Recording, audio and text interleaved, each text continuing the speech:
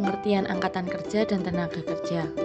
Angkatan kerja berhubungan erat dengan jumlah penduduk. Definisi angkatan kerja menurut Kamus Besar Bahasa Indonesia adalah penduduk yang berada dalam usia kerja baik yang sedang bekerja maupun yang sedang mencari pekerjaan.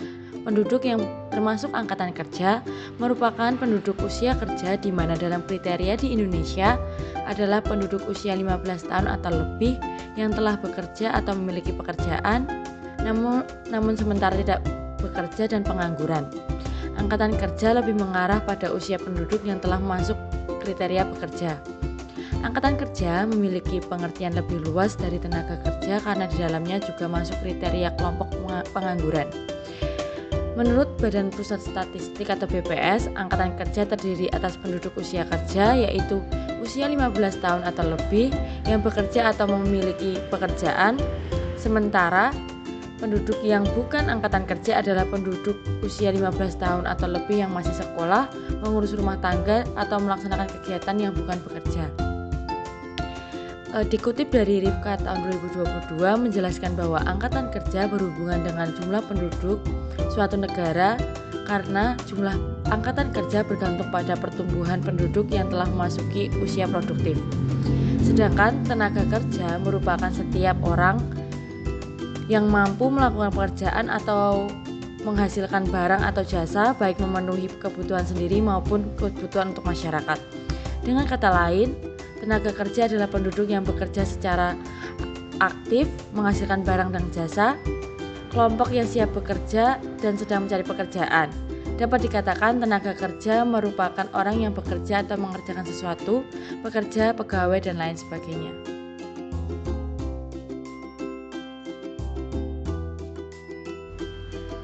Macam-macam angkatan kerja. Berdasarkan pekerjaannya, angkatan kerja dibedakan menjadi 3 macam. Yang pertama adalah pekerja penuh, yaitu angkatan kerja yang sudah memiliki pekerjaan dan bekerja dengan periode 8-10 jam per hari.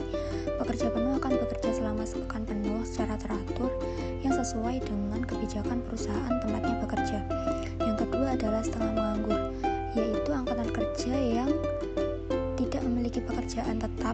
Dengan kata lain, orang tersebut sudah memiliki pekerjaan namun tidak bisa dilihat dari tingkat produktivitas waktu kerja maupun penghasilannya.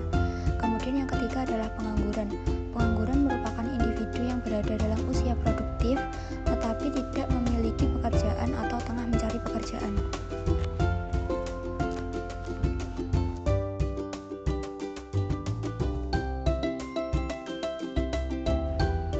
Selanjutnya adalah jenis-jenis tenaga kerja. Yang pertama adalah menurut sifatnya. Yang pertama adalah tenaga kerja jasmani, yaitu tenaga kerja yang dituntut untuk menggunakan tenaganya dalam melakukan suatu pekerjaan.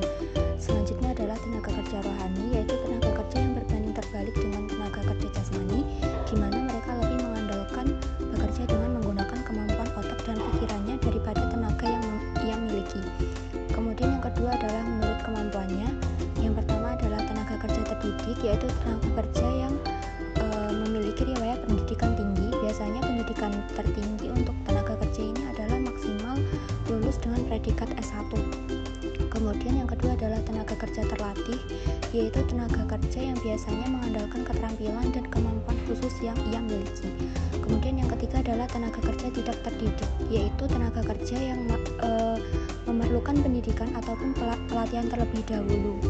Tenaga kerja ini tidak memiliki keharusan untuk memiliki keterampilan khusus. Kemudian yang ketiga adalah menurut jenis pekerjaannya. Yang pertama adalah tenaga kerja lapangan, yang kedua adalah tenaga kerja pabrik, dan tiga adalah tenaga kerja kantor. Kemudian yang terakhir adalah menurut hubungannya dengan produk. Yang pertama adalah tenaga kerja langsung, yaitu tenaga kerja yang terjun langsung menangani suatu produk atau barang. Kemudian yang selanjutnya adalah tenaga kerja tidak langsung, yaitu tenaga kerja yang mereka tetap berhubungan dengan produk atau barang, tapi tugasnya bukanlah membuat, melainkan hanya merencanakan dan mengawasi jalannya produksi. Dasar hukum ketenagakerjaan. Hukum ketenagakerjaan di Indonesia telah diatur dalam Undang-Undang Nomor 13 Tahun 2003 tentang ketenagakerjaan. Hukum ketenagakerjaan ini mengatur tentang segala hal yang berhubungan dengan tenaga kerja pada waktu sebelum, selama, dan sesudah bekerja.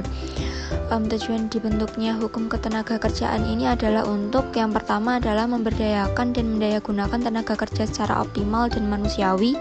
Kemudian yang kedua adalah mewujudkan pemerataan kesempatan kerja dan penyediaan tenaga kerja yang sesuai dengan kebutuhan pembangunan nasional dan daerah. Yang ketiga adalah memberikan perlindungan kepada tenaga kerja dalam mewujudkan kesejahteraan, dan yang terakhir adalah meningkatkan kesejahteraan tenaga kerja dan keluarganya. Selanjutnya ada bukan angkatan kerja atau PAK menurut golongan umur.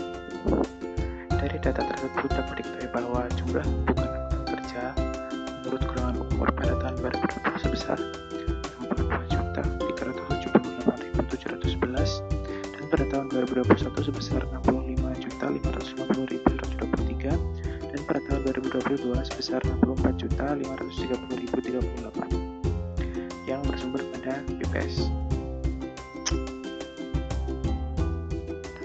Selanjutnya, angkatan kerja menurut golongan umur.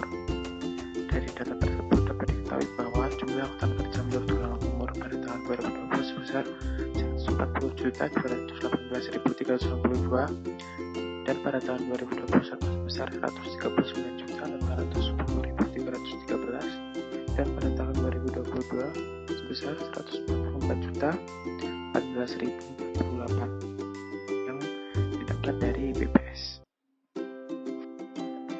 Selanjutnya ada jumlah dan persentase penduduk pekerja dan pengangguran. Dari data tersebut dapat diketahui bahwa pada tahun 2020 jumlah penduduk pekerja sebanyak 133.292 dan jumlah pengangguran sebanyak 6.925. Dan pada tahun 2021 jumlah penduduk pekerja sebanyak 131.064 dan jumlah pengangguran sebanyak 8.746. Dan pada tahun 2022 jumlah penduduk pekerja sebanyak 135.611 dan jumlah pengangguran sebanyak 5.402. Data didapatkan dari BPS.